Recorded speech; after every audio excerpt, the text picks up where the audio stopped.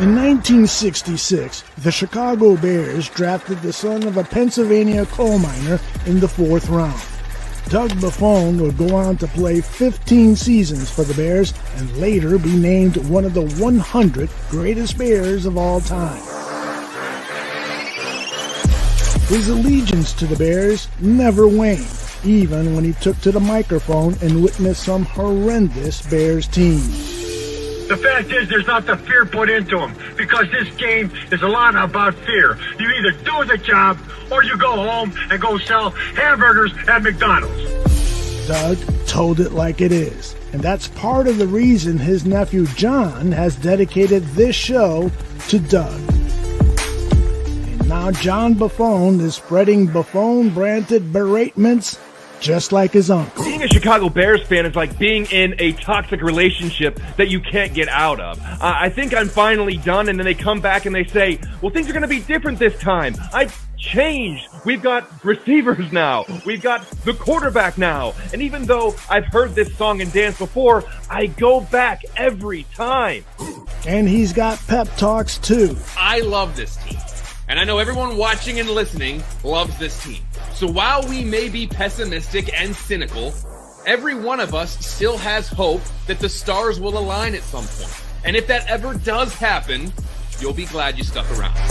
John is telling it like it is here on Buffone 55.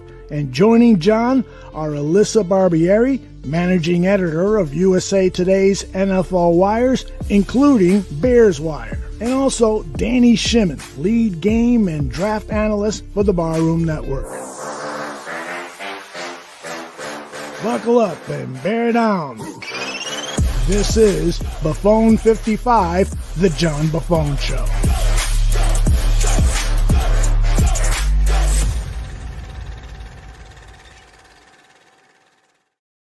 Hello and welcome to another edition of Buffone 55. It's a fast-paced approach at breaking down the Chicago Bears. My name is John Buffone, and I gotta be honest with you, my mood for doing this show is a lot better than what it would have been had the Bears blown that game in Green Bay on Sunday. This season's Bears team had 4 late-game losses during a 6-game streak. They also had a 10-game losing streak. That scary streak started just before Halloween and lasted until after New Year's Day. But this past Sunday, the team that has broken more hearts more often than I can count, the team that I love that has not loved me back, finally reciprocated and gave us a thrilling win over the hated Green Bay Packers. I want to find out what my partners thought of this game, what they thought of Tuesday's press conferences from Ryan Poles and Kevin Warren and George McCaskey, plus catch up with all the latest Bears news. So joining me is Alyssa Barbieri, the managing editor of the USA Today's Football Wires, including Bears Wires, as is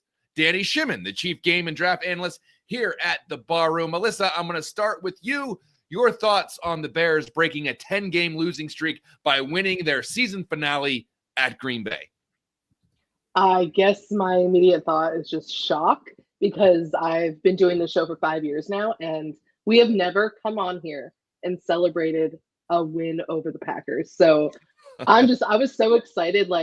I'm starting to lose my voice a little bit. And I'm still like, I have to come on here because I need to be here for that celebration and to preview this off season, because that's just what a way to go out. And I remember at one point in that broadcast when it was a Daryl Johnston, he was like, oh yeah, the Bears fans are sitting there wondering how they're going to lose this game. And then DJ Moore fumbled. I'm like, I knew it. I actually predicted it would be 22-21 final, and I almost got that. And thank God I did not, because, wow, what a way to win. Good for Cairo Santos for that redemption as well. And Caleb Williams undefeated at Lambeau. He sure is. Danny, was that obviously a good way to go out? There's no better way for a terrible season to at least go out on a hot spot. Yeah, it was something that everyone needed. It was something that our fans needed, the Bears fans needed, our viewers needed. The players themselves needed. We just talked about Alyssa needed. She hasn't seen a Bears victory over the Packers in 5 years. That was one of the first person I reached out to was Alyssa. I'm like, hey, your streak's over. Congratulations. But But yeah, it was something that, you know, and typically, and I tweeted this after the game, like typically I'm always, oh man, you got to lose, you got to preserve, you know, your position in terms of the first round of the draft. But this was a thing that the Bears needed in terms of the team itself, because man, 10 games in a row losing streak, you know, and you go up there now, you go to your Lambeau Field. Now it wasn't a you know, if you beat them, you kick them out of the playoffs, which would have been sweet. But it was, you know, the Packers were battling for positioning, and right, and then they had a chance to go to number 6 seed or number 7 seed, and then, you know, they ended up, you know, also, you know, getting Jordan Love injured. Unfortunately, you know, Christian Watson tore his ACL, so Packers are a little bit beaten up now getting into the playoffs. But just going back to the Bears themselves, man, week in and week out, you go in there, you practice, you study the tape, you grind, and then just to, you know, always keep losing or come up short. To go into the off season, you know, with a victory over your arch rivals, you don't have to hear about this 11-game, you know, losing streak going into next season. It's, you know, you're 1-0 in 2025, which is refreshing, the way Caleb came out and said, hey, we're 1-0 2025. It's the first of many. So, you know, a lot of teams use that last week or last 2 weeks in terms of, you know, if you win, you gain some momentum going to next season. You know, the hope here is, you know, the Bears will take that feeling they had in Lambeau and just kind of propel that into next season, obviously with the new coaching staff and a new scheme and all that. But yeah, I think it was good for the players. It cost you two picks in the first round, which to me it's not a big deal, not in this draft. You know, but it's good for the players, good for the morale. They go into the offseason feeling good about themselves after a really long, horrible season. So everybody felt good about that victory there at Lambeau Field. Yeah, there's no better way to go out than beating the Green Bay Packers in Lambeau. And even if, you know, the season's kind of lost and it really didn't mess up the Packers positioning too much, it's just another, because you know what would happen if they lose in Lambeau, especially if the Packers are playing some of their backups. You're going to get clowned all week saying that your starters can't even beat the Packers in Lambeau when they don't even care about the game. So it was a big way to end the season. You know, it's all relative. For the Bears, it's a big deal. For everyone else, maybe it's not. But for Bears fans, you don't want to lose in Lambeau. You don't want to lose more ground in that rivalry where you're looking at the discrepancy in the wins and losses. You get one in the win column where you don't really get to put those too often anymore. So you kind of go on like I said, I hate the fact that there's such a large discrepancy in that rivalry. So you put one in the win column, you start chipping away at it, and hopefully you go on a little bit of a roll. That was the first time Matt LaFleur had lost to the Bears, guys. Also true. Yeah. And once again, may not mean much to Green Bay, but it does mean something to Chicago. And when you look at the grand scheme of that whole rivalry, but let's put the game in the rear view for a second. I want to talk about the press conferences, because that's what we love. From the good feelings to now to the bad feeling. Let's go. We love that's our talking about brand. off-season press conferences. That's the best time of the year if you're a Bears fan. That's when all the action happens. The off-season, right after the last game. So let's start with a discussion on the press conference. Alyssa, not only do I want your thoughts, but over at Bears Wire, you did a great job of pulling together a couple of social media posts. What was the vibe amongst fans regarding Ryan Poles' performance behind the podium? And then please share your thoughts. I mean, I'm going to share my thoughts first. I just think that at least that was better than the last press conference when he stepped out there with Kevin Warren and he was just sitting there looking like a chastised child. But I mean, watching this press conference, immediately it felt like something was off. Ryan Poles looked more like his year one self. He was lacking confidence. And I think it kind of could speak to, you know, I think Kevin Warren has kind of taken on more of he's in charge now. He's in a bigger role. So I think Poles also knows that this is it for him. He needs to get it right this year. But, you know, listening to him, you know, talking, and this is something too that fans are pointing out, because one of the things that going through all the social media reactions, which is always, that's my favorite part of these press conferences, because I know that nothing vital is going to actually be learned from it. So I enjoy watching the reactions from fans who are feeling the exact same way that I am. And I'm sure that that you guys as well. So, you know, one of the things that, you know, fans are talking about is they were left unimpressed, underwhelmed, and wanting answers for why things went wrong. Because one of the things that Ryan Poles did was he was talking about mistakes that were made, but he didn't go in depth and he didn't give us the why. And one of the things that really pissed me off was how he got a couple of questions about the offensive line and didn't really go in depth about his role in that offensive line he put together. So, and I think the worst thing was, I forget who asked the question, but it was about, you know, Caleb Williams, the tough year that he had and the stress. And he asked for clarification about what bad circumstances did Caleb go through. I'm like, are you crazy? And I had to listen, 2 head coaches, 3 offensive coordinators. He was sacked 68 times, a 10-game losing streak. I mean, that's rough enough for any quarterback, yet alone a rookie. So, I mean, it's a Bears press conference. The fans reacted as we usually do, and I bet you guys felt the same. Yeah, I don't want to get this wrong, but I think that might have been a Dan Wiederer question asking him about the turmoil that Caleb Williams went through, and he needed clarification. Like, whoa, there was turmoil this year. What do you mean? Sunshine and rainbows. Other than being sacked 68 times, your offensive line was terrible. You're running for your life, and you had an offensive coordinator get fired, and then you had a head coach get fired, and you had a guy elevated who had 3 different jobs throughout the season. But what? But other than that, everything was fine. And Alyssa, I felt a little bit of a dagger go in my heart when you said he didn't explain the whys. I thought we put that behind us. I know. I felt it when I said it. I was like, oh, maybe I'll go buy that. It's understandable. I just have a little bit of every time I hear that I get a little. It's PTSD. We all do. Yeah, a little shiver down my spine. Danny, I read a couple of your posts and it sounded like you were ready to riot. So give me your analysis on that. It's the Bears press conferences are just gifts that just keep on giving. It's like, just when you think they've hit their low, can't get any worse, they just come out and they put that performance out there for everyone to see. And Ryan Poles, and I was watching him, and again, Alyssa, you touch on it exactly.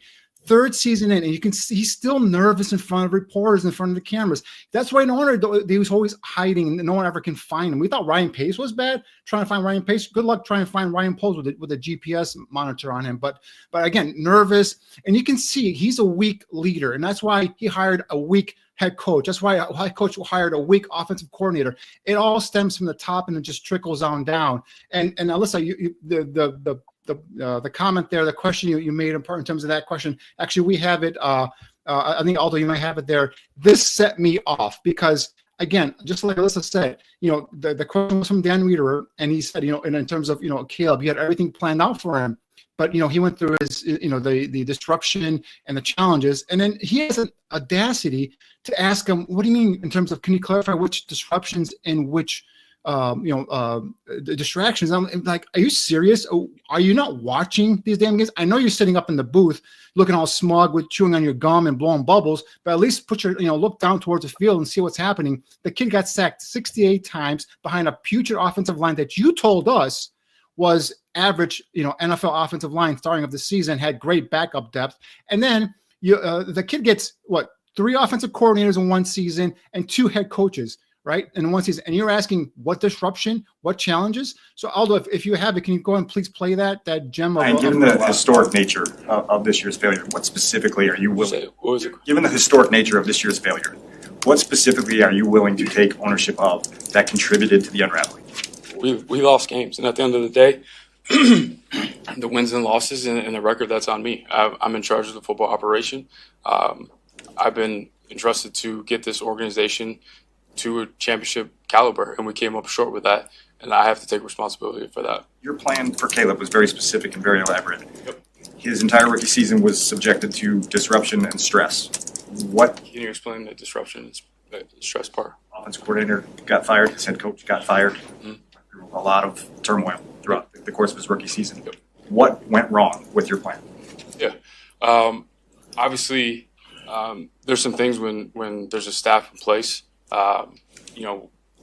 When we went through the interview cycle with Shane, I think there's some compatibility things. I think there's some challenges with pairing, and I answered this before, a rookie quarterback that has a lot of growth. He had 37 starts, in college.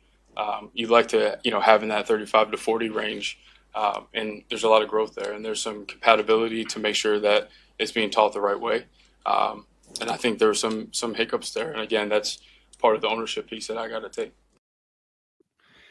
Compatibility? What are you talking about? You went and you interviewed 9 candidates for offensive coordinator across the country, right? You're interviewing guys all over the place, and you picked the one guy that was probably the worst guy to pick for Caleb Williams. Okay, you talk about Caleb in terms of you like to have him to have between 35 to 40 starts. You just said he had 37 starts in college, so he fits that criteria you're talking about. It's just, again, swaying back and forth. He doesn't boast any sort of confidence in terms of being the leader of football operations. This is why the Bears are, one of the reasons why, I should say, the Bears are where they are right now, which is a laughingstock in the NFL. And the other thing that pisses me off is that this guy is now in charge of trying to go and find another coach, which is really setting me off, because you already wasted 1 year of Caleb Williams in his rookie contract. Now you're going to go and get another, God forbid, this guy pulls out another Shane Waldron as a head coach here and makes it even worse. So I hope, and this is the only thing I'm holding on to right now, guys, is hope that Kevin Warren will kind of oversee what Ryan Poles brings in and who he decides to make head coach. And he gets into George's ear, says this guy's either good or bad. Our only hope is Kevin Warren knows what he's doing. That's our only hope right now, because other than that, we're just, light a candle and say a prayer, and maybe they get lucky and get a good coach. Who knows? Yeah, and listen, when you're going up to the podium after a terrible year where a lot of things went bad, you really have a couple of choices to go with. You either, go hat in hand and say, oh my God, did I screw this up? And I did this and I did this. And then fans would get on you for saying, look, he even went down all of his failures. Or you deflect and you kind of try to positive spin on it, and then the fans are on you like, are you blind? How are you not seeing this? So it's kind of a darned if you do, darned if you don't kind of thing. But the way that he presented all of that did not sound good. It did, like you said, Danny, did not install a lot of confidence for Bears fans. It didn't make you feel like this guy's got a real good grasp on what's going on, and it makes you feel like they're going to turn this around. So, and I think Bears fans, for the most part, even through the last couple of GM cycles or head coaching cycles, are like, you know what? It's a flip of a coin. Maybe we'll get lucky and we'll fall backwards into a great coach and a great GM, because there's never really that much confidence in the hiring process, whether it is for GM or whether it is for head coach. There's never a ton of confidence in this franchise. And why would there be? What evidence is there to be confident in the hiring process? So, and a lot of that comes from the very top in George McCaskey. And that's where I'd like to transition to right now, between him and Kevin Warren. But before we talk about them, I believe Aldo Gandia has an editorial essay on George McCaskey, and we're going to play that for you right now. George McCaskey is a fraud. He's incompetent. He's a Nepo baby. He's never really learned anything substantial about the game of football or even the business side. On Tuesday, January 7th, he proved again that he's totally unqualified for the job of chairman of the Chicago Bears. Mark Potash of the Chicago Sun-Times asked him this. In 14 years that you've been in charge, the Bears have hired 3 general managers and 4 coaches. What evidence is there that you learned from these processes? Well, the idea is to get it right. As I said, Bears fans deserve a winner, and we're going to do everything we can. I think with Ryan's leadership and the process that he's outlined, and with guidance from Kevin, Ryan's going to make the best decision going forward. But why will this be different than the previous ones?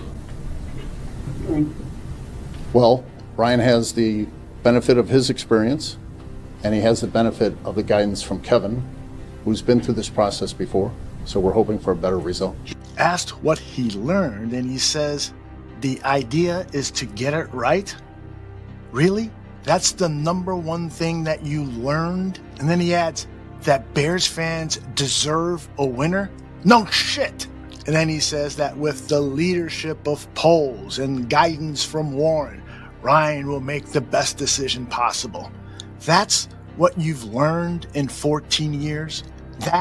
I'm glad that you are finally learning that fans are upset with you. At the last home game, they were chanting.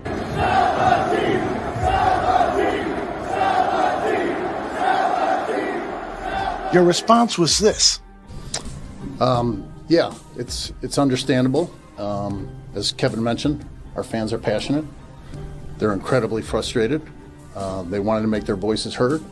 I was more bothered by the week before when Lions fans tried to take over Soldier Field and force the home team to go to a silent snap count. Unfortunately, that didn't happen.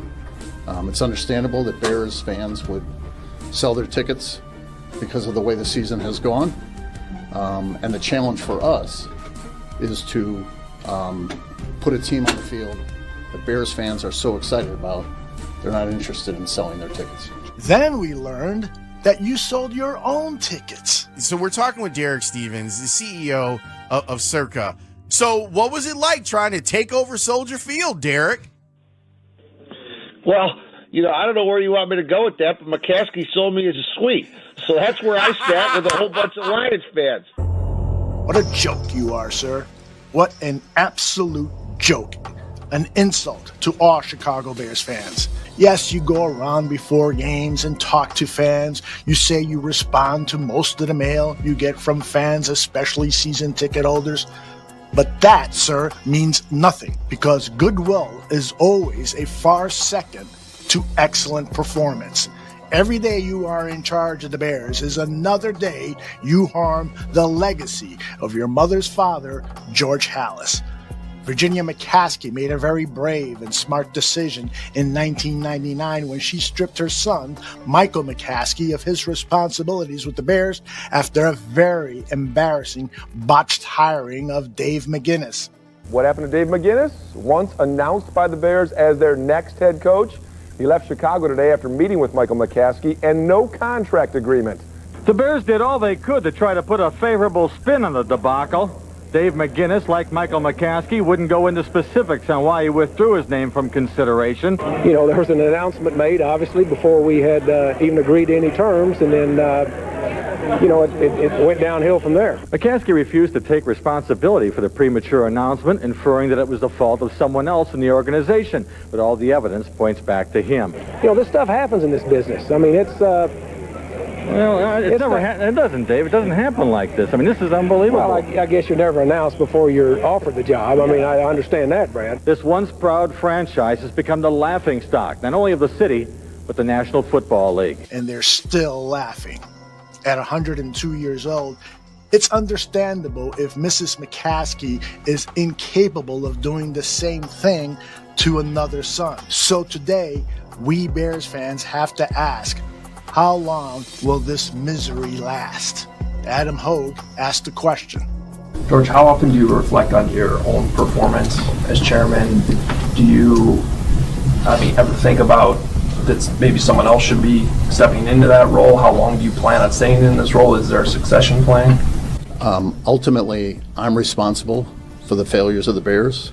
The legacy of George Halas is excellence on the field and making a difference off the field. I think the Bears have done a great job off the field, making an impact in the community. The fact of the matter is, we haven't done it on the field, and ultimately, that's on me. How long, George? How long? That's what we want to know. Isn't it time you give one of your brothers the opportunity to lead this team? Or better yet, isn't it really the time to sell the team to someone who knows what the hell they are doing? For Buffone 55, I'm Aldo Gandia. Great job. I mean, I don't know if I was terrified of Aldo. I mean, he looked like he was ready to go on a hit or something like that. I mean, he was all blacked out. He was ready to go. He was angry, got the goatee going. Yeah, I'll tell you what, we don't screen those before they go on, so we're watching it in real time with everybody else, and so but Aldo gets to see our reactions, and from the first 5 seconds, I was like, whoa, I got punched in the face, he's going in tonight. So yeah, I mean, that basically epitomizes everything that Bears fans feel and have felt for decades. And you go back and whenever you see the 4x3 footage and it's grainy stuff that you would watch on an old Magnavox TV, and that's how long this has been going on. There has been the Bears have been a laughingstock for the better part of 3 decades now, 4 decades now.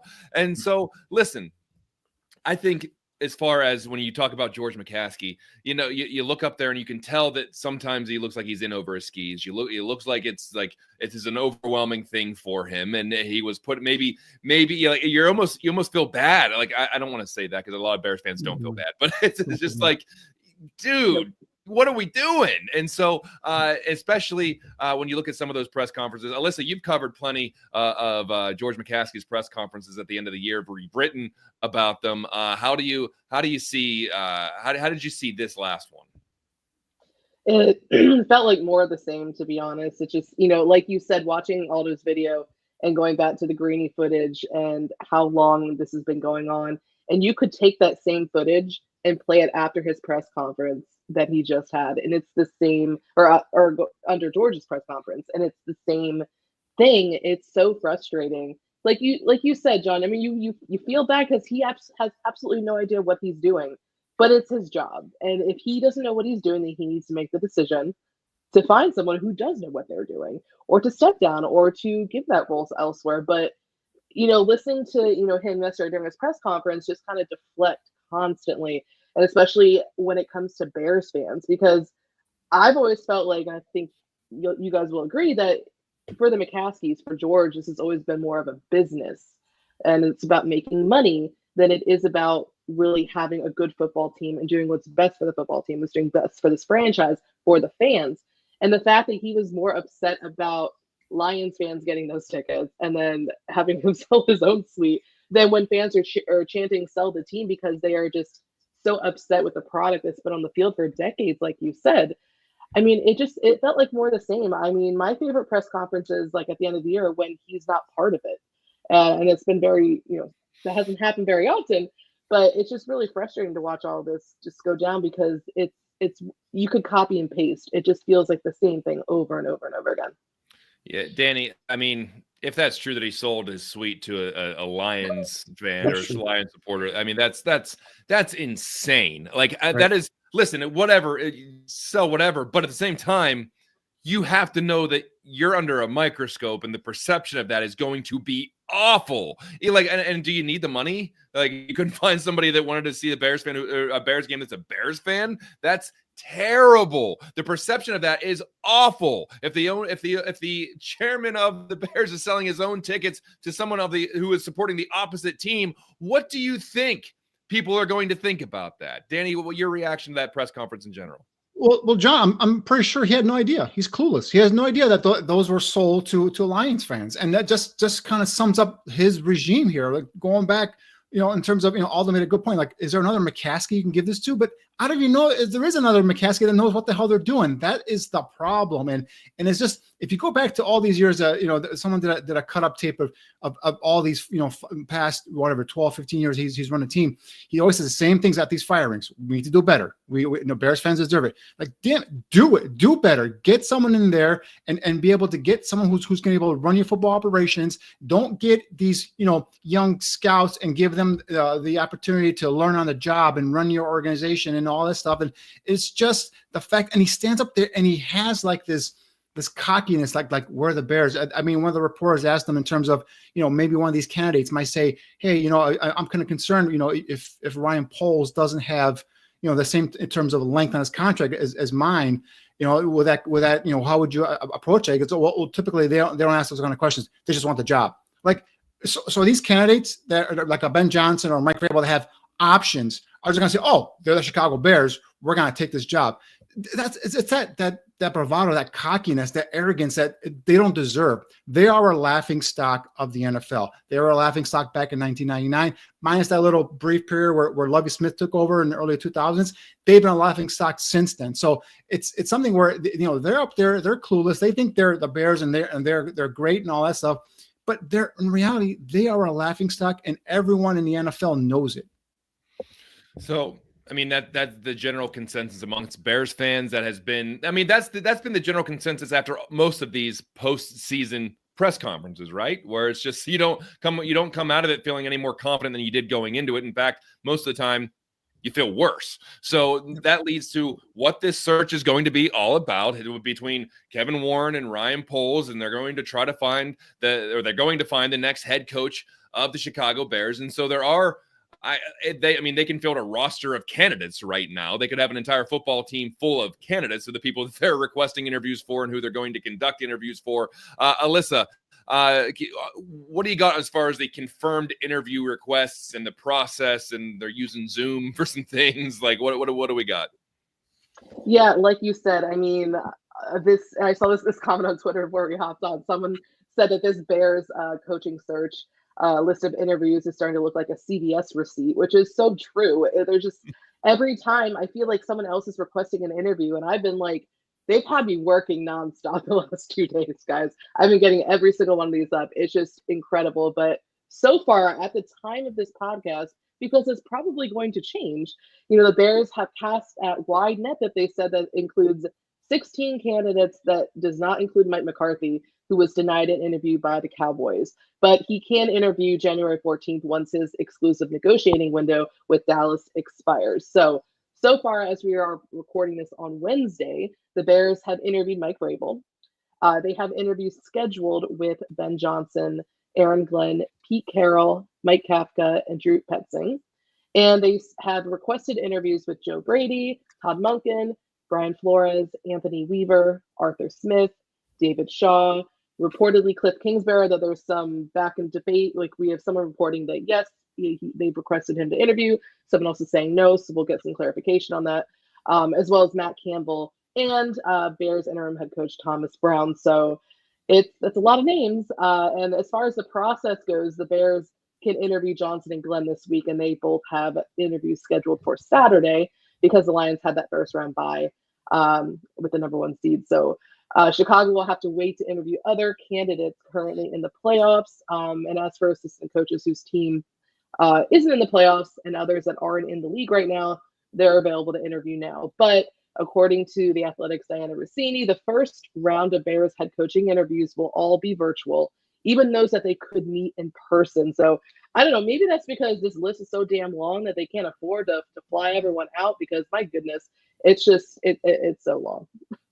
Yeah, you look over some of that, and maybe the Bears got lucky that the Lions beat the Vikings, because that opened up a weekend for Ben Johnson and Aaron Glenn to interview. So that may work out in their favor. But yeah, and now it's like they're applying for any other job in America. The first interview is always through Zoom. You meet with the HR person over Zoom, and then they tell you, hey, we're going to do an in-person interview. You've made it to the next round. Congratulations, Danny. I'm not going to ask you to break down 16 candidates, but who do you like and who do you absolutely hate on some of those on that list there?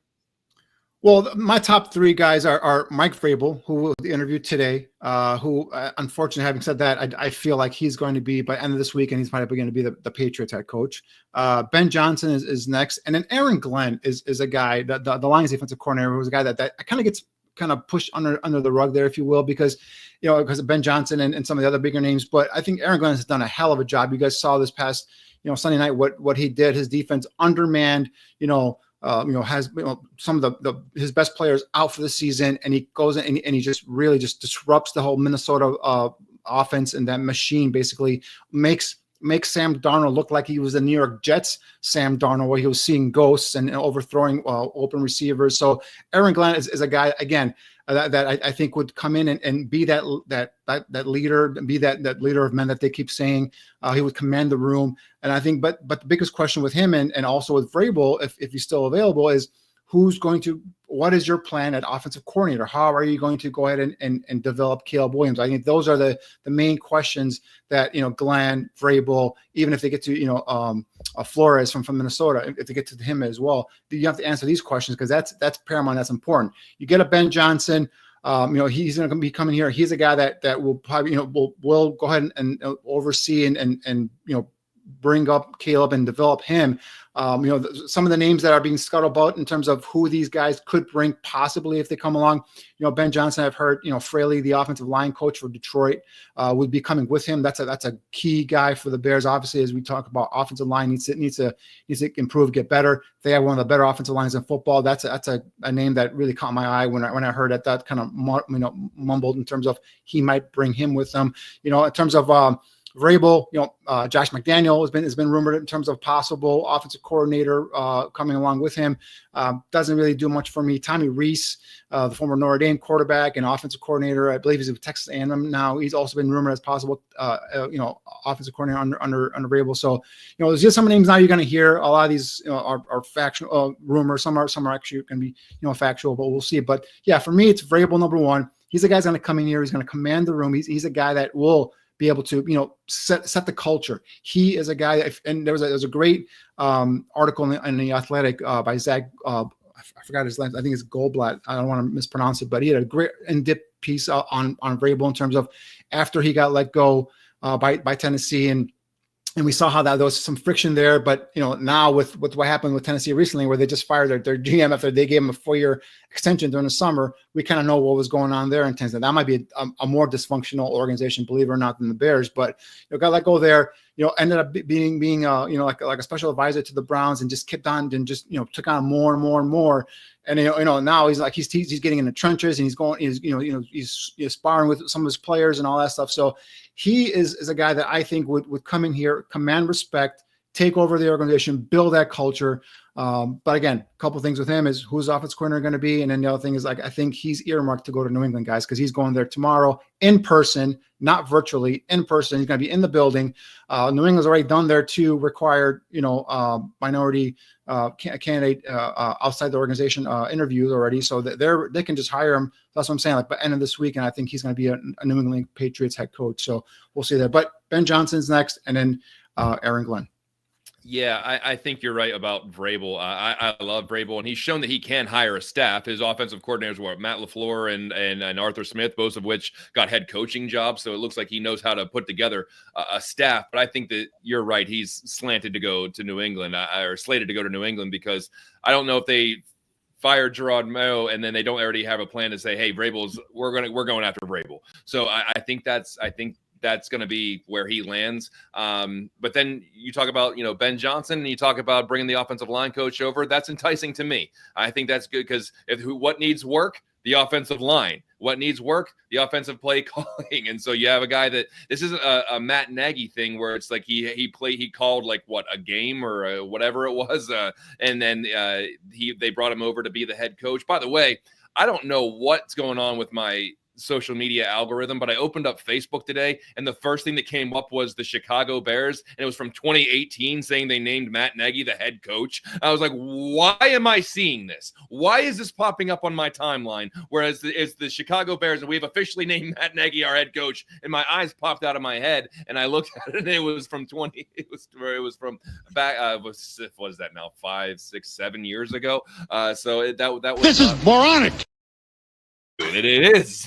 And so actually, Nagy's getting interviewed with the Jets. I think the Jets. I think the Jets list is longer than the Bears. So, but that's I saw, and I wish I'd do better at sourcing these things, or at least crediting these things. But I saw that like the Jets will not be pursuing Ben Johnson or whatever. So basically, they did their back channels, and Ben Johnson doesn't want to come do an interview, so they had to save face by doing that. For me, it's Vrabel and Johnson. I'm not saying some of these other guys won't be, good candidates or potentially good head coaches. Maybe I just don't know enough about them. But we heard Ryan Pohl say there's going to be some surprising names, and you see the David Shaw and the Mike Campbell, and there are some up and coming offensive minds in there, I suppose. If you want to, you can call that the Kafka or. There's some of the other names on there that are interesting. Todd Monken out of Baltimore. So there's a lot to digest there. But for me, it's always been the top 2 of Vrabel and Ben Johnson. Not to say that I won't come to like somebody else. Alyssa, what do you think? Yeah, I'm on the same wavelength as you guys. Ben Johnson and Mike Vrabel are my 1-2. And reports have indicated that those are the Bears' top 2 as well, which I hope that is truly the case, because let's not make this too hard, guys. Let's make the right decision. One of those 2 guys I would be happy with. Like you said, I mean, Danny did a great job talking about what Mike Vrabel would bring to this team. And one of the things that DeMarcus Walker said when asked about that is he would cut the bullshit immediately from, and we know that this locker room, this culture needs a shift. And he's someone that would not put up with the stuff that has been going on in the Bears locker room this year. So, but again, like Danny said, the question is going to be the offensive coordinator, because Caleb Williams should be at the forefront of this decision. Obviously, he's not the only player there, but that should be a really one of the biggest considerations there. But Ben Johnson's my number 1. Just like you're talking about, John, this isn't a Matt Nagy situation where he is inexperienced. He's been calling this Detroit offense for 3 years. He's had them a top unit for the last 2 years. What he's done with Jared Goff has been really impressive. Obviously, listening to Ben Johnson talk about Caleb Williams, listening to Caleb Williams talk about Ben Johnson, And it just, I mean, I think one of the underrated things too is everyone's like, okay, but can he be a leader? Like, he's not, like, can he be like Aaron Glenn? If we knew Aaron Glenn would come here too, like, he would be one of those leader of men. But I think listening to his press conferences and getting to work with Aaron Glenn and Dan Campbell there in Detroit and listening to him, because ever since he's been connected, I've been watching some of his press conferences. I think he could be like a Kevin O'Connell, like the next Kevin O'Connell, where he can call that offense, but he can also be that leader in the locker room. So, I mean, those are my two guys. Looking down the list, because it's very long, I wouldn't mind Pete Carroll. He's not like the top of my list, but that's probably one of the few names I wouldn't get really pissed off about. But I would say for me, it's Ben Johnson and Mike Vrabel 1-2. The only thing about this year's these candidates, guys, is there isn't a slam dunk. That's the unfortunate part. There isn't someone that, you hire him like last year. You hired Jim Harbaugh. Like I said, Harbaugh will have the Chargers in the Super Bowl within 3 years. In the first year of the rebuild, they're already in the playoffs. So there isn't a Harbaugh out there, and that's unfortunate. The one thing that I'm holding on to, glimmer of hopes, little things here and there. Ryan Poles didn't rule out trading for a potential current head coach. There's rumors about other guys could become available. I know Jay Glazer came out and said Kevin O'Connell could be available, and that would shock me. First and foremost, I think that might have been just his agent trying to try and get a contract extension for him. But second of all, I don't see them ever trading him within the division.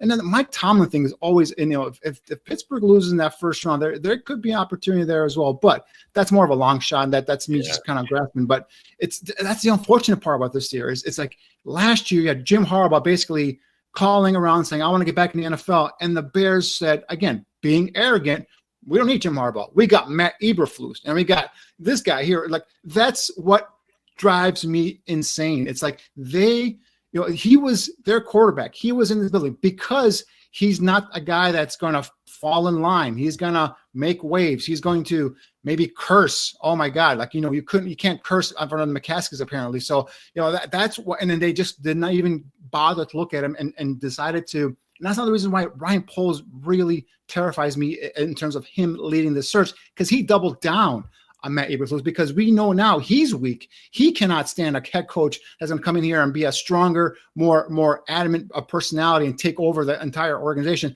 and then get his ass kicked out of the organization. So now we know why no one wanted to go after Jim Harbaugh, because no one could handle him. They're all scared of him. So, but that's the unfortunate part, is like there isn't one I could say, all right, get this guy. Bam, this team is going to be back next year playing for the playoffs.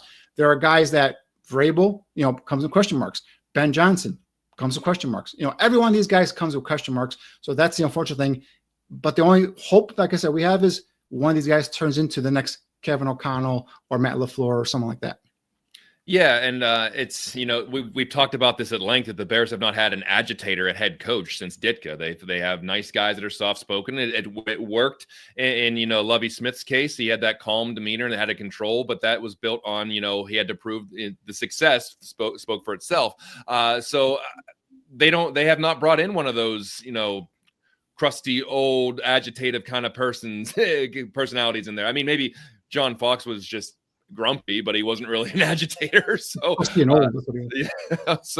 and then I think I find it very ironic that they're potentially could be interviewing Kingsbury, since he wasn't good enough for the offensive coordinator job. So you got to bring him in for the head coach the next year. That speaks volumes about your organization. And so there was this isn't necessarily Bears related, but I saw a comment up here about asking us about what the from 3.5 Houston. Danny, what do you think the Tom Brady effect could be on Vrabel? Because he is a minority owner with the Las Vegas Raiders, and they just let go of Antonio Pierce today. So could that potentially be in line for Vrabel? Because now you open up another coaching, you have another coaching position open. Could there be a little back and forth between Vegas and New England for Vrabel? That's a great connection. Great point there with Vrabel and Brady. Brady is now apparently, from rumors you hear, he's going to be, coming down from a broadcast booth, taking more of a lead in terms of, ownership with the Raiders. Even though he's got, I think, like a 10 or 12% ownership of the Raiders, but he's going to take more of a lead role there. Vrabel is a guy that he's going to go after. But, the one thing, going back to that article from Zach in The Athletic, is Vrabel said that his next job, he wants to make sure that there's a quarterback there, or there's a plan to get his next quarterback. And that's one thing he learned from his previous stops with Tennessee. So that's the one thing with that the Raiders don't have right now is a plan at least to get a quarterback, unless they go out and get one of these veterans, maybe a Sam Darnold for agency, maybe a Kirk Cousins, something like that. That's obviously we don't know that right now, but that's the one thing I think kind of would stop me from just putting him there. I think the Vrabel landing spot in New England is just tailor-made. They did those quick 2 interviews just to kind of check those boxes that they need to check. And now Vrabel coming into the building, like I said, tomorrow. I think that's going to be probably done by the weekend. But the other thing was curious. If you guys saw this, Tom Pelissero from NFL Network reported that Tom Brady called Bill Belichick and seeing if he'd be interested in coming out away from North Carolina, the job he just took, and being a Raiders head coach. Now that would be insane if Brady got Belichick to be the Raiders head coach. And now that talk about throwing the entire NFL atmosphere up for grabs. That would be crazy. You'd like there to be an offensive setup already if Belichick's going to come in, because that's not really been his forte, is cultivating offense per se. So, but it depends on who's running the offense, I suppose. But that would be interesting. And then if Tom Brady's calling Belichick, then maybe they don't hate each other as much as people say they do. So there's an interesting. But I did hear that Belichick said he's going to stay in North Carolina, so maybe they do hate each other that much. Yeah. But the one thing, if Vrabel does sign with New England, guys, is now it's Ben Johnson and Aaron Glenn, right? And then now the only other job that I think would, if Vrabel is in New England, for example, the only other job that I think would entice Ben Johnson could be Jacksonville. Now, Trent Baalke is a GM there that survived 3 coaching fires. I don't know how he does it. He's got pictures of somebody of Shad Khan naked somewhere. I have no idea what he's doing, but he's keeping his job. But that's the one thing that he might want to back off from Jacksonville. But they got Trevor Lawrence, they got young talent on that Jacksonville team. So that might be a job that could tempt him. Or Ben Johnson has turned down Carolina and Washington in back-to-back off seasons. He's a guy that I could see say, hey, you know what? If the Bears don't tell him or don't sell themselves to him, and he's not sure in terms of the structure and all that other stuff, I could see him going back to Detroit just as easily. So if you lose out on Vrabel and Ben Johnson, now you're going with Aaron Glenn. Now you're talking about Flores. Now you're talking about, God forbid, Kingsbury, which I do not want here. He's a guy I do not even want him to interview him, because he's not someone that's a head coach material. I mean, some of the other names, Mike Kafka, like really? Yeah, what part of the Giants offense that you saw, that tantalized you to get Mike Kafka? Now, I know he might be a guy like a potential offensive coordinator. If you bring in a defensive-minded head coach, you could bring him in from the Giants, make him the offensive coordinator now. But then that's a lateral move. So it's just something. Drew Petzik, the Cardinals offensive coordinator doesn't make sense to me either. Arthur Smith was let go by the Falcons because he had 3 straight 7-10 seasons, and there was talks about him not getting along with some of his coaching staff, with some of his players. That's who you want to bring in. These are the names really just. Some of these guys names are like, why? I don't get it. Now, Matt Campbell, very highly regarded coach at Iowa State. I've heard rumors about him like 3 years ago that NFL had eyes on him. So I'm surprised that he hasn't kind of made that leap. So we'll see there. But again, I don't want to go to college, guys. This is not a team that's a rebuild, that start from scratch kind of. You have talent on this roster, and a couple of tweaks here and there. You build an offensive line, add a defensive tackle, make some tweaks out there, get a innovative, creative play caller. I think you can go ahead and compete for a playoff spot next year. That's why, Pete Carroll initially, when I started, I'm like, come on, Pete Carroll, really?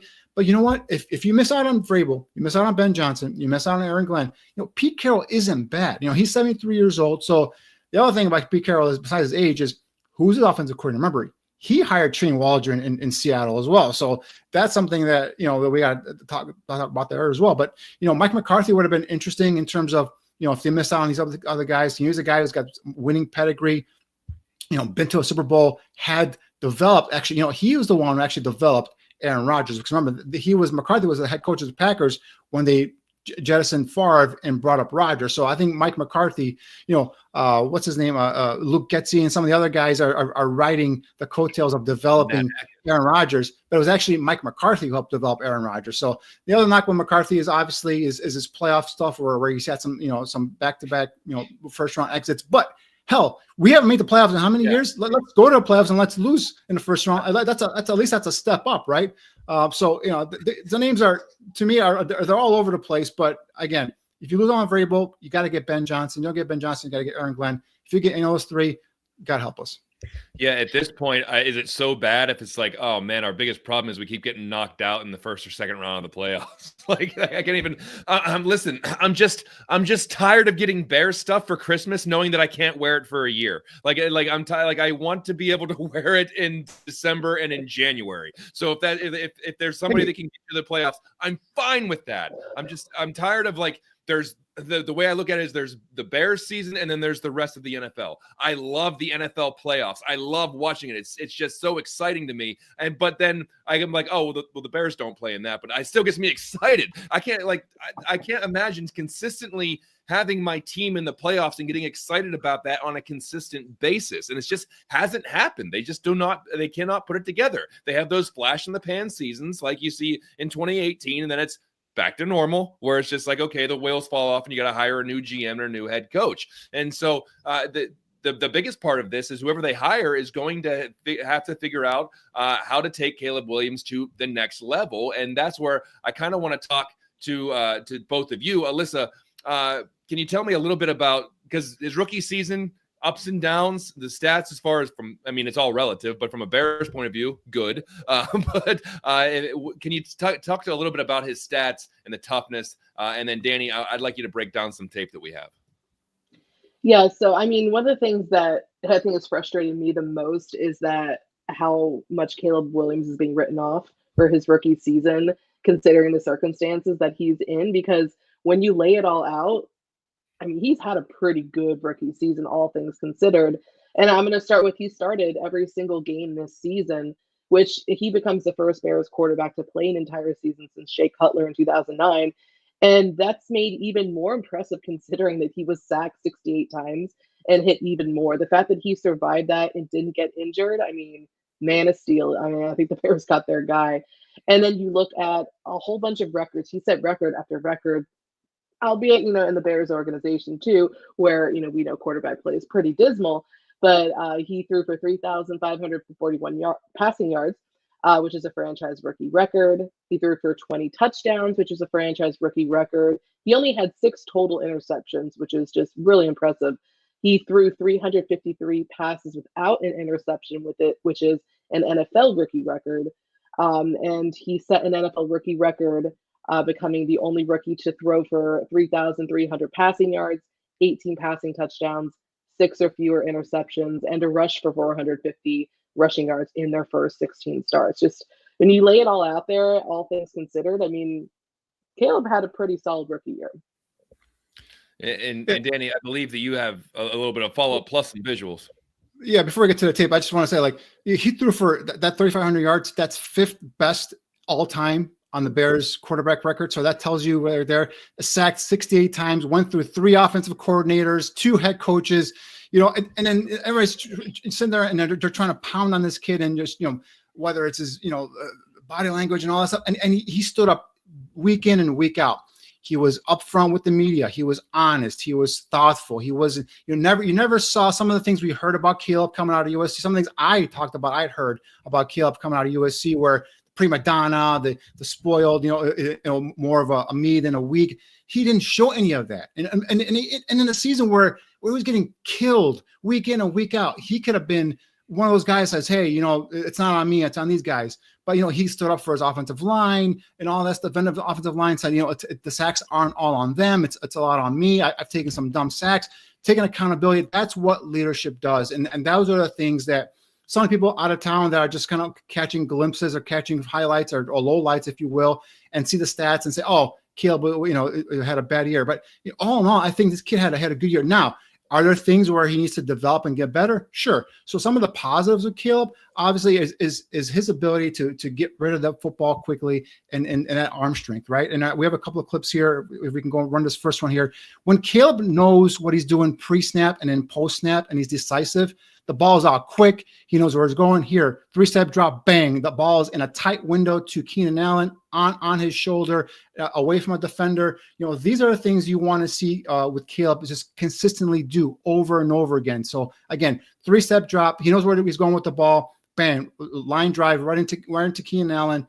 perfect execution of that play there. So the next clip here is another one similar. He diagnoses the defense, knows where his out route is. It's only a 5 or 6 yard gain, but again, decisive. He's playing in rhythm. 3-step drop, bang, the ball is out. With the where he gets into trouble, and we'll get into that later on with some other clips, is where he holds on to the ball and his eyes are late and his progression is late. So speaking of that, these are the negative plays. I don't know, Alyssa, if you want to go into the negative stats first before I show the negative plays, or should I just run into these here? How would you like to roll here? You can roll right into it. All right, so let's go into the negative plays here. Again, we talked about the things coming out with Caleb is coming out of USC is can he play in rhythm? You see the hero ball, you see his ability to go ahead and get rid of that football and make magical throws. But here, holds onto the football, looks at Roma Dunze and doesn't throw the ball, right? If you go back to the line of the formation here, Roma's got outside leverage. He's running an out route.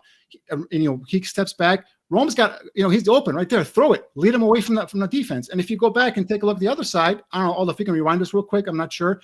If you look on the opposite side, Keenan Allen's open on a dig route up by the numbers. So he looks at Rome, doesn't throw it for some reason. Looks at Keenan Allen, who's wide open, doesn't throw it. Now he scrambles and now he whips it at DeAndre Swift. It's an incomplete ball. So again, rhythm, hit that. Rome was open. That was your first read. You looked at him. Throw it. You can make that throw. Go ahead. Keenan's open. Okay, you don't like Rome for whatever reason. Look back to second read. Keenan right there, open on that at the 40-yard line. Rip it in there. You've got the arm strength. These are the things that when he doesn't play in rhythm, whether he's looking for a bigger play or whether he's looking to do something where he's a little more careful with the ball. He thinks, this corner might jump this pass or something like that. He's got to learn that the windows here in the NFL are smaller. They shrink fast. Sometimes, there are windows that, if you look at them, you watching them on our TV copy, like that guy was not open, but in NFL, that guy is open. So that's where Caleb's going to have to kind of ingrain that in his mind and just learn that, hey, windows shrink fast here. You cannot hold on to the ball. You got to play in rhythm. 1, 2, 3, bam, the ball's got to go. This next play here, again, his eyes are late here on this play, guys. Here he's waiting for Keenan Allen to go ahead and get open. And all of a sudden, Allen's not open. You got to move on. If we go to hear the replay, he just keeps staring down Keenan Allen. But look here in the flat, wide open, Cole Kmet. If he goes and he comes off Allen right away and says, all right, he's not open, and goes bam, bam, bam, he sees Cole Kmet in the flat there, wide open. That's a 5 or 6, 7 yard gain right there. That's where Caleb's got to improve. That's what we're talking about, playing in rhythm, getting that offense flowing. 1, 2, 3. If your plant foot hits on that third step, that ball's got to come out. You got to make a decision. And if you don't see anybody open, that's where you tuck it, run, or you buy yourself some more time.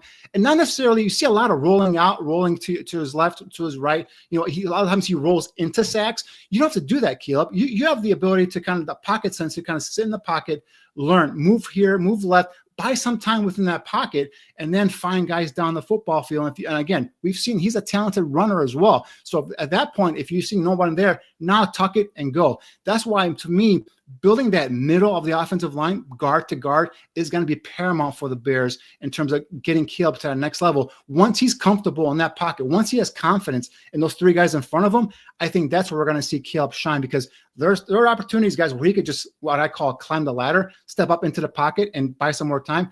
And you see him rolling out to his left, rolling out to the right, and he runs right into sacks. And that happened a couple of times versus the Seattle Seahawks on that horrible game on Thursday night. So those are areas where Caleb's got to work at. But we've seen those Superman throws. We've seen that play to Roma Dunze, that touchdown versus Seattle, where it was called back. Hell of a throw on the run. That's where we see him kind of shine more, where he's got ad-libbing, doing what I call schoolyard or playground kind of plays there. So that's where we see him making those sensational throws.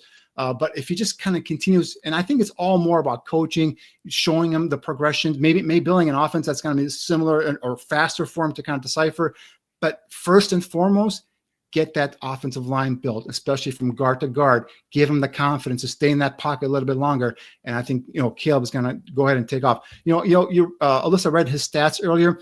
Everyone's talking about Jaden Daniels. And the biggest thing with Jaden Daniels, he didn't throw for much more yards than Caleb Williams. He had, I think, his stats, final stats, Jaden Daniels was 35, 68. And 25 touchdowns, and he had 9 interceptions. But the thing, what he does is, and one thing that Cliff Kingsbury has kind of taken credit for, is he always has these where he has these quick dump offs or an outlet to get the ball out of his hands quickly. And if it doesn't work, tuck it and run. And that's where he has the advantage over Caleb. I think he rushed for over 800 yards and 9 touchdowns. So I think that's where Jane Daniels has that original advantage right there. But Caleb's got the tools. If the draft was done today, guys, I've said it multiple times, I still would take Caleb Williams first over Jaden Daniels, because I just think the sky is the limit with Caleb and what he could do. We went over the numbers. This is what he did in an offense that we had 3 offensive coordinators, a broken offensive line, a bunch of confusion on offense, a bunch of turmoil going around, and he still put up those numbers. Imagine if he has solid coaching, a solid offensive line, what this kid can do. And a running attack. That's the thing he needs to. And you know he's going to be under the microscope even more, because you have quarterbacks that were in his draft class in the playoffs this year. You have Bo Nix leading the Broncos into the playoffs. You have Jaden Daniels leading the Commanders into the playoffs. So they're if nobody else played well this year, you'd say, damn, Caleb Williams played really well comparatively. But because other quarterbacks and other systems, by the way, Bo Nix has Sean Payton and Jaden Daniels has Cliff Kingsbury. So yes, they had better seasons and their teams are in the playoffs, but look what Caleb had to overcome, that turmoil that apparently the GM was unaware of, that he was going through all year, that he had to deal with a lot. And so let's really quickly look at 2025 and what those expectations would be, because we do this with all young Chicago Bears quarterbacks. What's going to be a successful 2025? So Alyssa, I'll start with you. What do you think the expectations should be? Or, I mean, is it just too hard to tell without knowing the coach, I guess? I mean, when you look at the roster, I mean, I feel like for the new head coach coming in, there's going to be added pressure because you're not starting over with a rebuild. You have the talent in place. You have the quarterback. You hope that Ryan Poles is going to go out and build this team up even further with $80 million in salary cap space. You have another top 10 pick, 3 picks in the top 41. Like, there's plenty to work with here, and you already have a nice core in place. It's kind of more, obviously building up that offensive line and building a winning culture in the locker room. So I still feel like expectations for 2025 are playoffs. I mean, I think that you need to contend this season, especially even for Ryan Poles. I mean, I think if this team doesn't make the playoffs and there's another disastrous season, which would mean that, he doesn't get the head coach right, then obviously I think that could be it for him. But yeah, I'm expecting, especially with Caleb, when you look at what he was able to do in this situation, and we've gone through it, how many times he was sacked, 2 different head coaches, 3 different offensive coordinators, and he still came out of it, and actually he thrived despite what was going on around him and amid a 10-game losing streak. And you look at what he did as a rookie, and if you get the right head coach in place, which is why, again, I'm pounding the table for Ben Johnson, just imagine what he can do, what he can do with an offensive mind like Ben Johnson. If you get Caleb rolling, the expectations, I mean, granted, we're at the off season. I'm always more optimistic. We're always like this. I know we're going to come on here for our first show leading into the 2025 season when we go through our game picks, and we're probably, going to pick a way optimistic record because that's just what we do.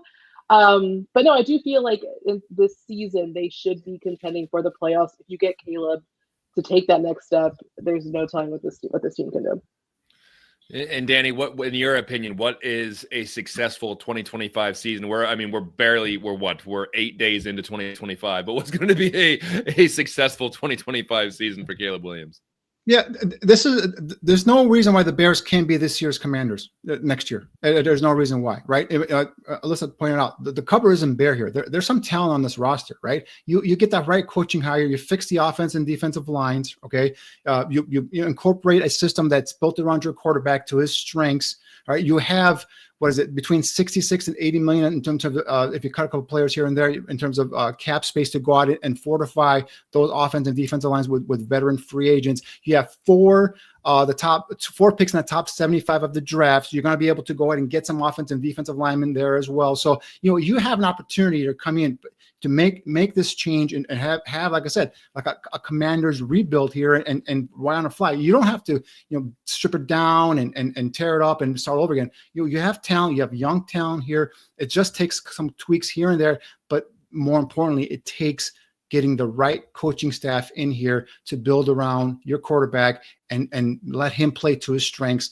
fortify, protect him, give him the confidence that he's not going to get sacked 68 times next year. And that's something where you can go ahead and turn this around. Get a defense. If you hire an offensive coach, get a good defensive corner. There's a ton of good defensive corners that just got fired that could be out there and come in and can run this defense for you. So that's the thing.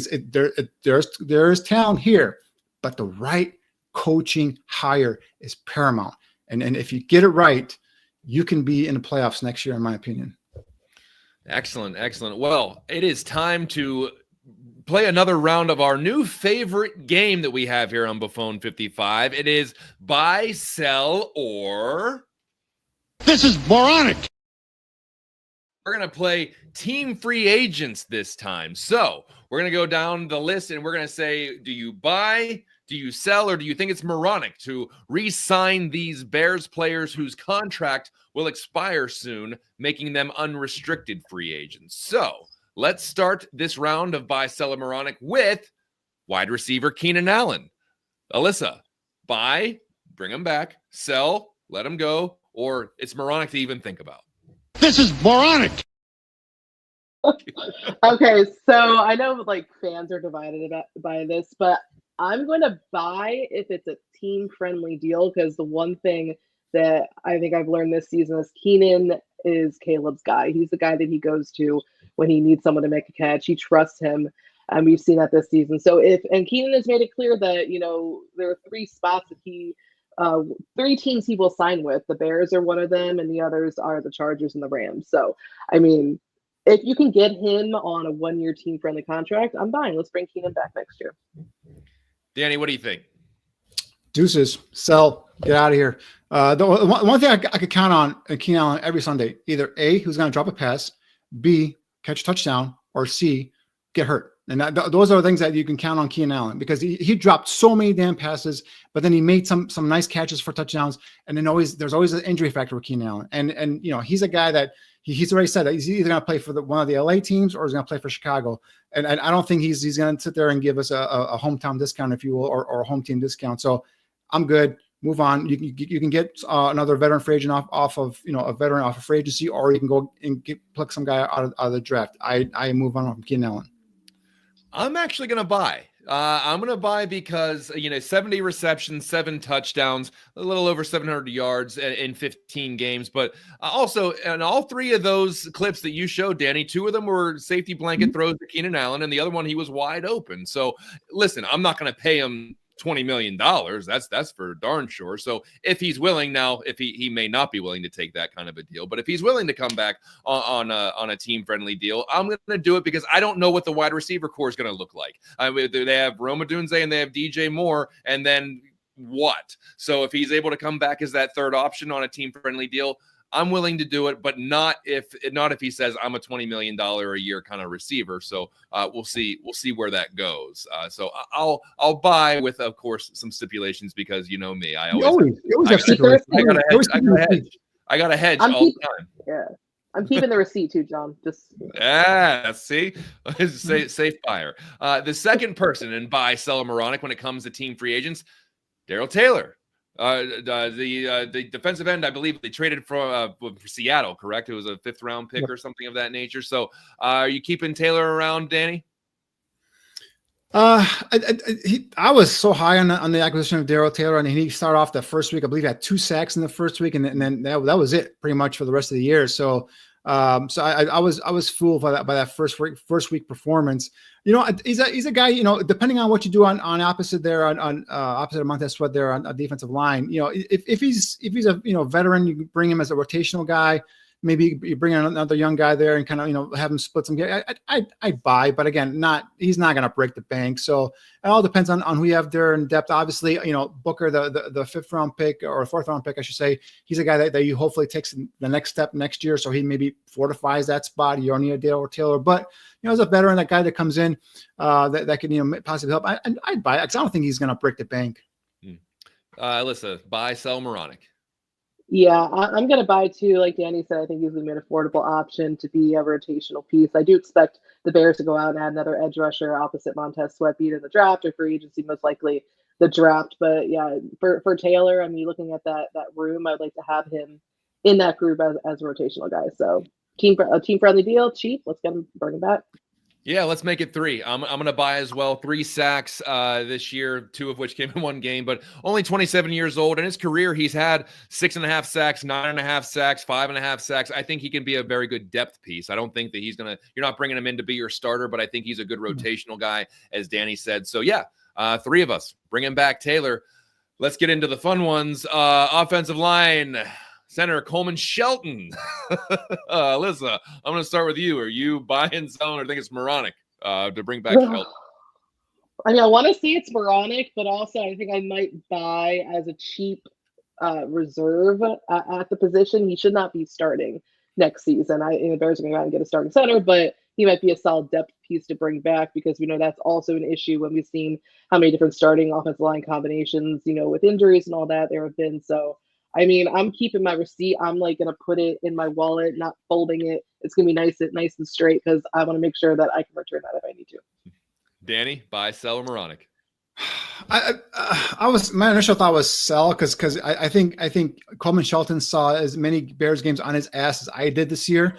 So I was going to say, sell, but Alyssa just convinced me, as a cheap veteran backup, in case a starter gets hurt, because you always offensive linemen are, you need those guys, right? And I think Shelton can play some center, some guard. Now, Ryan Bates obviously didn't finish the season this year in concussion protocol. Ryan Poles did say that he expects Bates to be back next year, and he's another guy that can swing between guard and center. So maybe that makes Shelton a little bit expendable there. But I do expect them to go and fortify. I hope they go and fortify that position at center, whether it's through the draft or in free agency. And Coleman Shelton, if he is brought back, it's just as a backup. Sell. I'm tired of this offensive line. I want everyone new. And until there's an overhaul, I don't want to. Why keep anyone? So I think you can go find someone else that's just as talented for probably cheaper. So I'm selling. I don't want to bring anyone back on the offensive line, which kind of already.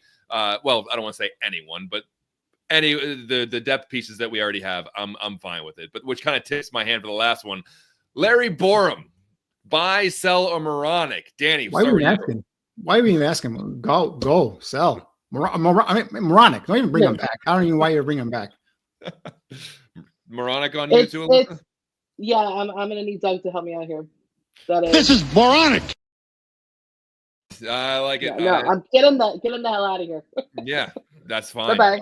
3 moronics. That's the hat trick. That's fine. We're good. I've had it. I have had it. Good to be a backup on our team. That's how you don't want him. Yeah, he can't be a backup for the Bears. So yeah, but hey, we got a bonus round of buy, sell, or moronic. We're going for a second round, and we're going to continue playing the game with the idea of trades. Do you buy trading the player I'll mention, sell the idea, meaning no, don't trade him, or think it's moronic that I even bring up the name? And no, this is moronic. I'm not going to mention Caleb Williams, even though I know some of you would want me to. So the first name that I'm going to mention about trading was it buy, sell, moronic. Alyssa, DeAndre Swift. Yeah, the DeAndre Swift experiment hasn't gone according to plan. I've been juggling. I've been kind of going back and forth. If you could get something for him, I would buy. When you look at his cap hit, it's going to be $9.33 million next year. If you can go out and you can find someone in the draft, again, running back's not going to be a top priority. I think I just talked myself in to. I think is buy. Wait, buy means I'm keeping him, right? Yeah. Okay, I just bought myself back into buy. I think I'm going to keep him, but I could be swayed to sell if the price is right. But again, the Bears just traded Khalil Herbert. Unless you have an answer for him, then I'm going to keep him. Danny, I know you've never been a huge DeAndre Swift guy, but so buy, sell, moronic. I'd sell, and then I would sell because I think it's a sunk cost in terms of it wasted money. The money you gave him, you could have easily gave to David Montgomery and kept him. He was a better pass blocker and he's a better in between the tackles runner. He was developed, gone to Detroit, and become a big proponent or a big component of that offense there. So DeAndre Swift he's a guy. He's got some skill set, and I'm not saying he's not talented or anything like that, but he's overpaid. He's a guy that likes to bounce everything to the outside. He's not an in-between the tackles runner. And again, all depends on who you bring in. If you're bringing, for example, Ben Johnson as head coach, they have, Jahmyr Gibbs and David Montgomery. They have that lightning and thunder kind of thing. I think there's a different name. They call them Sonic and Knuckles, man. There you go. Sonic and Knuckles. But I thought he's as talented as a Jahmyr Gibbs. I'm not trying to compare it to, but he give you some of that speed element that you can get with Jahmyr Gibbs, for example, for a year. And then you can bring in a back from the draft or free agency that could be your power guy. So depends on who your coach is. But for me, I never was a fan of the signing. The fact that it was the first free agent signing again, Ryan Poles, just keep the checkbook away from him. It doesn't look like he knows what he's doing. Day one of opening a free agency. But I would, if it's me, I can get rid of him. I'd sell him. First of all, I love the Sonic and Knuckles nickname. I hate that it's for the Lions, but I love that nickname because as a Sega kid myself, I love the Sonic and Knuckles nickname. I'm going to go outside the box here. I'm going to pawn DeAndre Swift because that will depend on who the head coach is. Also, who are you going to replace him with? Because when I look at it, it's, do you want the shifty guy with Swift? And obviously the Roschon Johnson experiment is not working, but you're going to have somebody reliable back there. You need to get somebody that can go in between the tackles, which is not necessarily DeAndre Swift's strong suit. So if you can, like you said, Danny, you bring in a Ben Johnson and you have the shifty guy and DeAndre Swift, and maybe you go get a young guy that can really run between the tackles, I'm fine keeping him because your overall investment in the running back position may be high on Swift, but it could be cheap with a young rookie that can run between the tackles. So I'm going to hold on and pawn and maybe bring him back depending on. Was that an option? I didn't know that was an option. I make up my own rules. That's what makes the game so fun. So let's move on to the next name. Buy, sell, or think it's moronic to talk about trading Cole Kmet. And we're going to start with Danny on this one. Well, that was DJ Moore. We have DJ Moore on the screen. Well, we'll get there. Okay. We're going to Kmet first.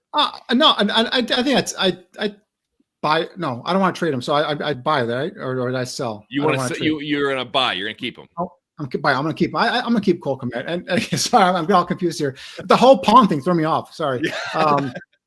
But I'm gonna buy Cole Kmet. And again, Cole Kmet is never going to be that Travis Kelce type. It's never going to be that stretch the field, stretch the seam kind of tight end. But he's a very good inline blocking tight end. He's a guy that unfortunately just didn't see the targets this year, whether it's the product of the offense, whether it's him and Kill never got together. I just never got that.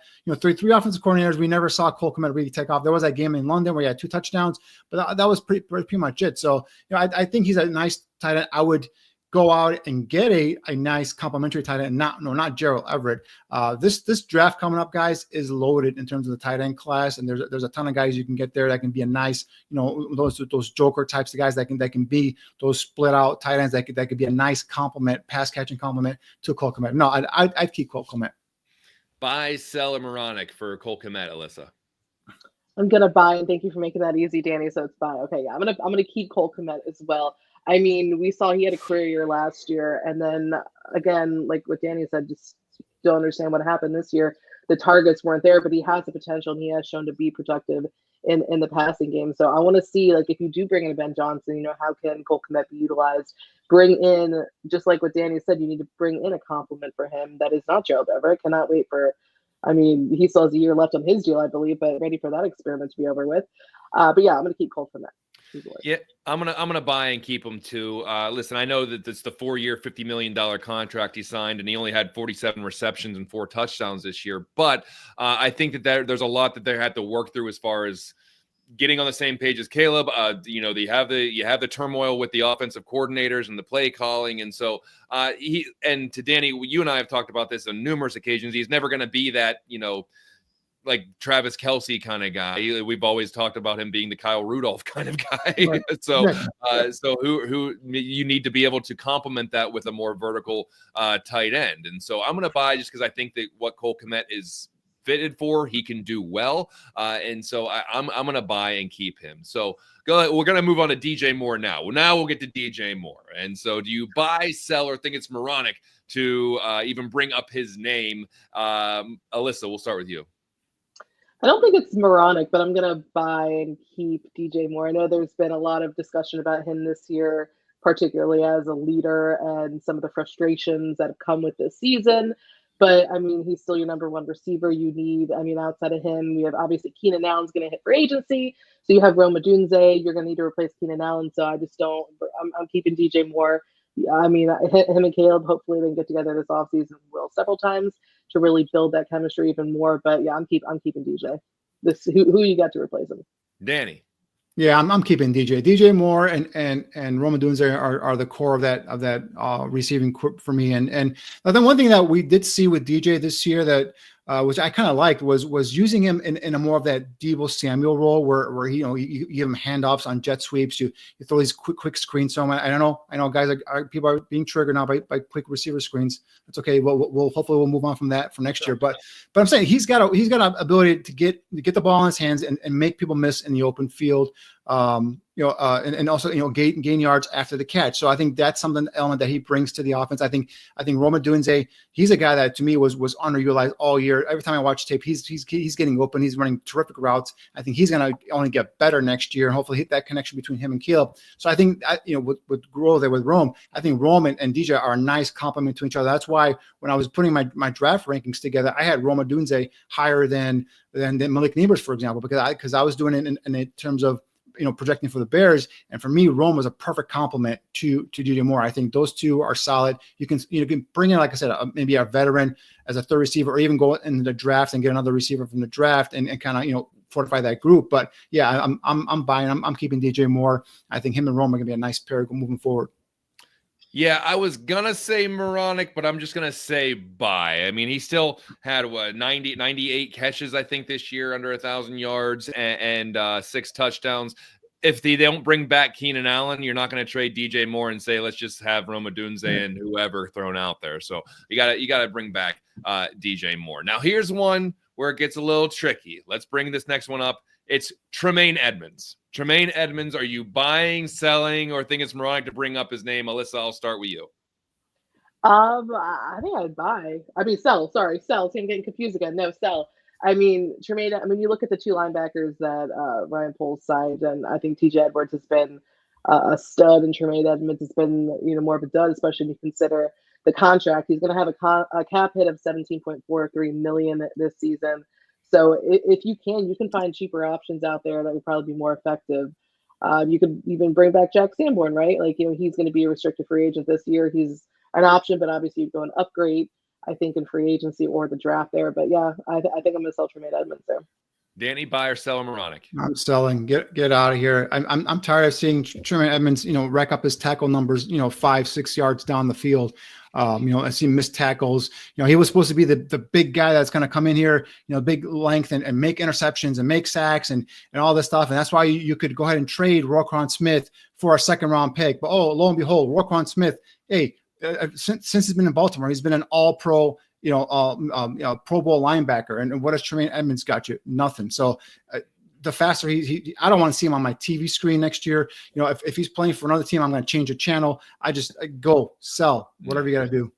Man, this is tough for me because I loved him coming out of the draft class. I thought that he was young, he was fast, but I'm going to sell. I'm okay with that. He's 4 years, $72 million contract. If you can trade it and someone's going to take it. As far as the compensation goes, I don't really even care. Like, what are you going to get? It's going to be, most of it's a salary dump, I guess, depending on how you're going to move that around. But I think that you can trade. You need to have a willing partner. It takes two to tango. So who's going to trade for him and that contract? So we'll see. So a lot depends also on who the coach is and what kind of defense they're going to be running. 100%. Yeah, that scheme's going to dictate a lot of things. So let's move on to a couple interesting names that were put on this list. We're going to move on to Montez Sweat. Buy, sell, or think it's moronic to bring up his name? Danny, I'll start with you. Give me that clip. That's moronic. Why would you even bring up Montez Sweat name? Play it, Aldo. We're waiting on it. It's moronic that we're waiting on it. We need to go wake up Aldo. Somebody wake up Aldo. Aldo. Aldo's out there in that all blacks, outfit. He's taking another video, or the graphic froze. This is moronic. Better late than never. All right, cool. I mean, Montez. I know everyone's down on him because have that type of effect he had last year when he came over, but. Guys, I really do think he wasn't 100% healthy most of the year. Obviously, no one else on the defensive line, was doing much. Gervon Dexter had a solid start to the season. Midway through the season, I'm thinking, all right, this guy is developing. He's becoming a potential, Pro Bowl player right in front of our eyes. And then he took a dip there as well. So, obviously, you got to get someone opposite of Montez Sweat to kind of see that effect. But, if you go back and take a look at the film, you see a lot of he's getting chipped. He's getting, their running backs are chipping him as they go on into their routes. Tight end, same thing. So, to me, Montez Sweat's still your best defensive lineman currently on this roster. And there's no way I'm going to trade him. Again, depending on who your coach is, right? You bring in a guy that might be one a 3-4 scheme, he might not fit that system. But assuming you bring in a coach that runs a 4-3 or 4 down lineman, you got to keep Montez Sweat and now bring someone opposite of him on the opposite side to be able to kind of provide consistent pressure to help him out. Alyssa. Hey, Aldo, you got that graphic again? Throw it up. This is moronic. There we go. Yeah, I'm with Danny. Just know that you need to. This offseason should be about making this defensive line better, and that does not start with trading your best defensive lineman. So yeah, no, I'm definitely that's moronic. I mean, like Danny said, Sweat's been dealing with some injury issues this season, and they haven't found that true complement opposite him that is really gonna like I said, Montez is being double teamed. I mean, he's the focus. They don't have another guy who is going to be that game wrecker. So I mean, you go out and you get him a nice compliment opposite him. I think that we're going to see Montez Sweat again that we saw when he was traded for. Yeah, let's make it a hat trick, Aldo. Throw it up. I'll wait. This is moronic. It's moronic. Listen, for all the reasons you guys said, and I think they're going to have to find somebody to play opposite of them. Maybe, and there's really no evidence to draw any parallels to this, but I'm just hoping as a fan that just wishes the best. Remember when everyone was out on Robert Quinn, and then the next year he set the Bears sack record for the team record after everyone wanted to throw him away. Let's just hope that happens. I'm fine with that. So we'll go. I just hope he's not like Robert Quinn, where he had an up year, down year, up year, down year. So let's hope he's not like that. Yeah, let's just hope it just stays at that peak, and we keep riding that. And then there's one last name on here, which, by the way, I didn't make this list, so please don't come at me for this one. But it says Aldo written all over it. Jalen Johnson, do you buy, sell, or think it's moronic? This is moronic. He's answering his own. Yeah. You're gonna get rid of your only Pro Bowl player. You only get rid of your Pro Bowl player. Yeah, and you just signed him to a long-term contract. I don't know why you want to get rid of a Pro Bowl player. No, that's moronic. You keep John Johnson. He's one of your cornerstones, your building blocks on that defense. Along with Kyler Gordon, I think if Kyler Gordon can just stay damn healthy, stay on the football field, and for me, I still love him as an outside corner, but he's kind of grown into that nickel back position. He's a hell of a football player, and he's aggressive, and he's tough, and he's fast, and he's athletic. So I think him and Gordon and Jalen Johnson in the secondary, maybe Brisker, maybe I would love to bring back Kevin Byard, guys. That's the one guy I would love to bring back just for his veteran presence and leadership. And he was also impactful as well. So, I think the secondary is good. I think Terrell Smith is a guy that can ascend next year. Tyreek Stevenson, ups and downs this year, obviously, him, but that secondary, I think, still is the strength of this defense. I would not touch or remove any of these guys and just kind of add to that defense, predominantly the defensive line. All right. Well, Aldo, that was just a hat trick of moronics, right? Like we're you got to play it again. Yeah. Can you play it two more times, please? Yeah. This is moronic. This is moronic. Keep it on a loop. All the way through. We got one question here in the chat room before we start wrapping some things up here. This one comes from Bizzo Joe. Danny, what's a better pick at number 10 this year? An offensive lineman or a D-end interior defensive lineman? Oh, Joe, I'm glad you asked that question, my friend. I know Joe's a big draft fan just like me, but I was kind of doing some preliminary work here on the draft, guys. Obviously the Bears had the 10th pick, and obviously the first thing you want to say is offensive line, but but it's kind of going through here my early grades. Again, it's a long process. The process hasn't actually really started yet. We started at the Combine, the Pro Bowl, the Senior Bowl, and some of the other All-Star games. So right now there are two offensive linemen for me that have first round grades. That's Kelvin Banks Jr. from Texas and Will Campbell from LSU. But unfortunately, they both have question marks, right? There's question marks in terms of their career left tackles in college, but there's question marks in terms of length, in terms of some of the other stuff, quickness, and all that stuff. So both guys are talked about maybe kicking inside a guard. So in terms of the number 10th pick, believe it or not, I think the one area where they can probably get a pretty good player is pass rusher, right? We're going to have guys like James Pierce from Tennessee, Abdul Carter, even maybe Mason Graham from Michigan there, an interior defensive lineman. So I think defensive line might be the area to go, and with that 10th overall pick.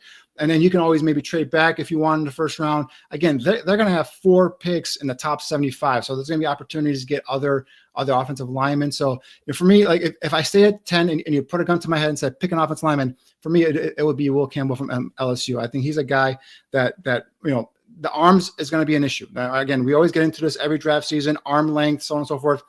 He's listed at 33-inch arms. Some are saying he might have sub 33-inch arms, which makes it a little bit difficult to play left tackle. But if you watch him play, he's got the height, he's got the pedigree to play left tackle. He plays in the SEC. It does pretty good. Inside leg is a little weak. He's got to get a little bit stronger. But again, if I had to pick someone, it would be Will Campbell, but it wouldn't be at 10. It would be a little bit later on in the first round. But if you stick at 10, for me, defensive lineman might be the way to go there. All right, so we're gonna draft talk. It's time for that. We're in the thick of it now, Danny. We're hitting your Christmas season almost, I guess. So it's gonna be interesting because it depends who the coaches are going to be. Are they going to stick to a 4-3 defense? Are they going to go with 3-4? Who's going to be defensive coordinator? Who's going to be offensive coordinator? Who's going to be the head coach? Right? What kind of system are they going to run? Are they still going to run the wide zone? The McVay, the Shanahan tree stuff where you need lighter, quicker, more athletic offensive linemen. Are they going to do more gap and counters? And now you need guys that are bigger, more burlier, more guys that can make impact at the line of scrimmage. So a lot's going to be determined draft stuff wise in terms of who the coaching staff is going to be brought in here and how they're going to proceed from here on out. So, but just based off of what we have right now in terms of the system and the scheme, for me right now, a defensive lineman is probably going to be the position you look at number 10.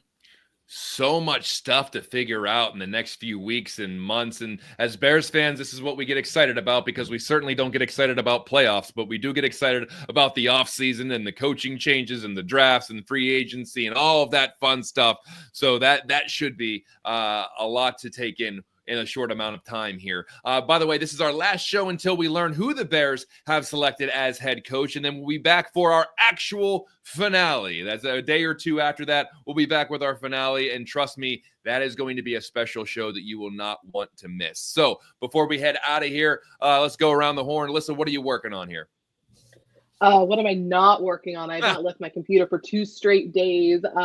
We got plenty of head coach coverage, interviews. We're trying to keep it all in line. Got plenty of off-season coverage, mock drafts, draft preview, free agency stuff. I'm in the thick of the off-season, which is my Super Bowl, because Lord knows we're never going to get there. So yeah, check out Bears Wire. We got you covered all throughout the off-season. Anything you can think of, we got there.